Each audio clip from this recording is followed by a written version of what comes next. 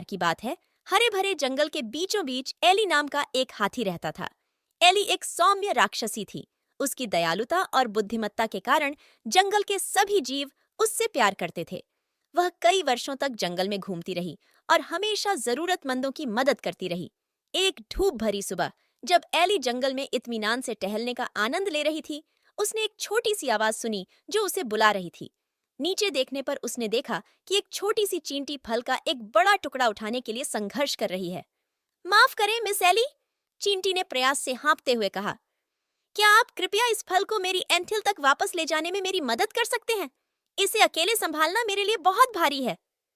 Eli चींटी को देखकर दयालुता से मुस्कुराई और धीरे से अपनी सूंड से फल उठा लिया। बेशक, छोटे दोस्त, उसने उत्तर दिया। मुझे मदद करने में खुशी होगी। साथ में वे जंगल में चले। एली फल लेकर चल रही थी, जबकि चींटी उसके बगल में तेजी से चल रही थी।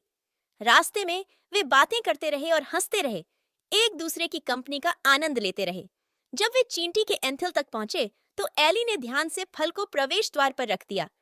चींटी ने एली की दयालुता के प्रति आभार व्यक्त करते हुए उसे बहुत धन्यवाद दिया। उस दिन से एली और चींटी सबसे अच्छे दोस्त बन गए। आकार में अंतर के बावजूद उन्होंने एक ऐसा बंधन साझा किया जिसे कोई भी तोड़ नहीं सकता। एली अक्सर चींटी के एंथिल पर जाती थी, और जब वे एक साथ जंगल का भ्रमण करते थे, तो चींटी कभी-कभी एली की पीठ पर सवारी करती थी। उनकी दोस्ती ने जंगल के अन्य प्राणियों को एक महत्वपूर्ण सबक सिखाया कि सच्ची दोस्ती की कोई सीमा नहीं होती, आकार या ताकत की भी नहीं। और इसलिए एली हाथी और उसकी नन्ही चींटी मित्र हमेशा खुशी से रहते थे।